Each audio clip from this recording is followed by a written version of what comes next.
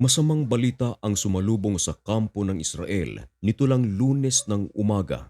Nagbunyi naman ang kampo ng Hamas na bawasan ang Israeli military sapagat sa kasagsagan ng operasyon ng Israel sa southern part of Gaza, namatay ang isa sa mga sundalo nito dahil ang mga terorista na Palestino na nasa Gaza ay nagpalipad ng 20 rockets. Tinarget ng grupong ito ang communities ng Israeli borders. Ayon sa report, sa nakaraang 7 buwan ng bakbakan sa pagitan ng Israel at ng Hamas, ang pag-ataking ito ay isa sa mga largest barrage ng Hamas sa Israel sapagkat pinaulanan ng Hamas ng lampas 20 rockets ang Israel. Nagresulta ito sa pagkapaslang kay Sergeant Uri Itzhak Haddad, 21. Siya ay nagmula sa Beersheba at siya ay mula sa Nahal Brigade 931st Battalion.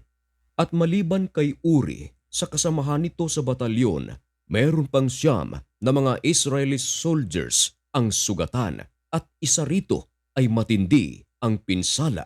Kasalukuyan pang inaalam ang kondisyon ng naturang mga Israeli soldiers na sugatan.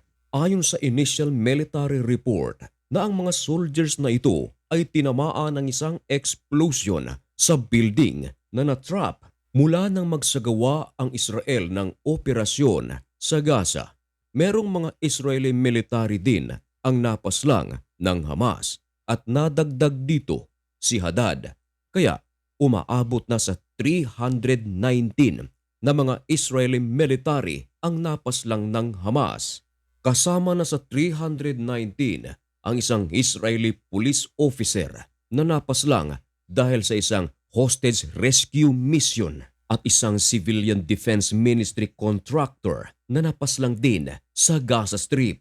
Ang mga taong ito ay napaslang dahil sa isinasagawang rescue mission ng Israel sa mga hostage na hawak ng Hamas. Sa kabilang dako naman mga kaibigan, sa naturang 20 rockets na pinalipad papuntang Israel, hindi nagdalawang isip ang Palestinian Islamic Jihad terror group na aminin na sila ang may kagagawan sa major rocket barrage on Israel's community. Matapos ang insidente nitong Lunes ng umaga o kahapon, agad na nagsalita ang kampo ng Palestinian Islamic Jihad na sila ang may kagagawa nito. Kinumpirma naman ito ng kampo ng Israel Defense Forces at nilinaw na ang naturang 20 rockets na pinalipad papuntang Israel ay nagmula naman sa Khan Yunis area sa southern part of Gaza Strip. Dito rin sa lugar na ito merong operasyon ang Israel, lalong-lalo na sa mga hospital ng Khan Yunis. Pinaniniwalaan ng Israel na sa lugar na ito, maliban sa Rafah, ay merong mga leaders ng Hamas ang nagkukubli sa Khan Yunis kahit paman sa mga lugar na ginagamit ng publiko. Kahit paman paaralan o hospital ay pinagtataguan ito ng kampo ng Palestinian Islamic Jihad. Dagdag pa ng kampo ng Israel Defense Forces na ang naturang 20 rockets na pinalipad ng Palestinian Islamic Jihad ay pinabagsak daw ng Israel's Iron Dome Air Defense System. Sa kasamaang palad naman, ang iba sa mga rockets na ito ay tumama mismo sa lupain ng Israel sa southern part nito. Ito ay maliwanag na sinabi ng IDF. Marami tuloy ngayon ang nagtatanong na mapagkakatiwalaan pa ba ang Iron Dome Air Defense System ng Israel sapagkat taliwas ito sa mga report noong mga nakaraang buwan na kung saan daan-daang mga rockets ang pinalilipad ng mga kalaban ng Israel papasok sa kanilang kalupaan ay nai-intercept ng Iron Dome Air Defense System. Subalit, ang pinakabagong atake ay 20 rockets lamang. Marami ang nagtatanong, bakit may nakalusot? Ibinalita ng The Times of Israel na no injuries or damage caused in attack claimed by Islamic Jihad on border communities. Taliwas ito sa kumalat na at viral na balita na kung saan isa sa sergeant ng Israel ang kumpirmadong napaslang at 9 ang sugatan, isa ang malubha rito. Samantala, marami ng mga Israelita ang inilikas mula sa malapit sa border ng Gaza. Sa naturang 20 rockets na itinira ng kalaban ng Israel, nagtunugan ang mga siren sa iba't ibang panig ng Israel, gaya ng En Haslosya, Kisofim, Nirim, Sofa, Isdi Abraham, Dekil, Yatid, Hulid, and Nir-Oz. Noong buwan ng Mayo, ang Hamas ay nagpalipad ng 10 rockets at ito ay mula sa southern Gaza sa Rafah at ito ay papuntang Central Israel. At noong January, taong ito, isa sa mga pinakamalaking pag-atake ng Hamas sa Israel. Gumamit sila ng 25 rockets. Ito ay mula sa Gaza at papunta naman sa southern Israel sa city of Netovit. At nitong January naman, taong ito 2024, ito ang sinundan na malaking atake ng Hamas papuntang Israel sapagkat gumamit sila ng 25 rockets at pinalipad ito papuntang southern Israel sa city of Netivot.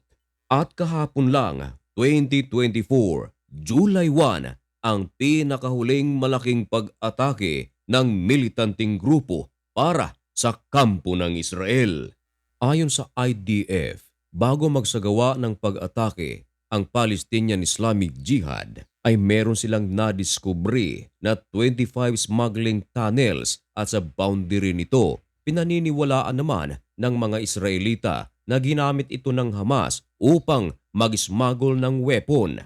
Ayon sa IDF, na nitong Lunes din ay nagsagawa sila ng drone strike at ito ay laban sa operative ng Hamas sa Rafah na kung saan ang trabaho nila ay anti-tank projectile. Nadiskubre naman ng IDF na ang Hamas fighters ay nagre-regroup sa Eastern Gaza City. Samantala, sa northern part of Gaza naman ay napakatindi ng bakbakan sa pagitan ng Israel at ng Hamas. Dose-dosena raw na mga terror operatives ang napaslang ng IDF. Nagsagawa ng series of airstrike ang Israel sa Shijaya over the past days. Ito ay ayon mismo sa military ng Israel nitong Lunes. Ipinagmamalaki naman ng IDF na ang 98th Division ay pumaslang ng maraming mga membro ng Hamas sa Shijaya. At maliban pa riyan ay marami daw silang mga weapon na narecover ng Israel. Ito ay during their raids.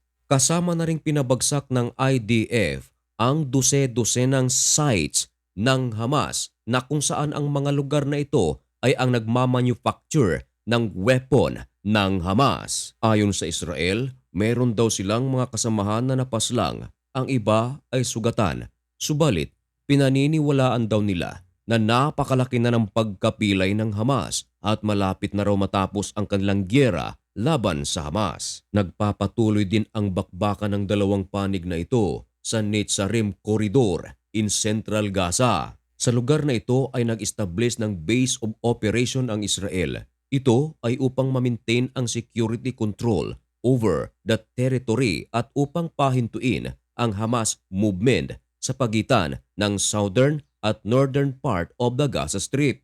At nilinaw din ng kampo ng Israel na ang naturang 20 rockets na itinira ng militanteng grupo papuntang Israel ay nakapagsagawa na raw ng retaliation ang IDF.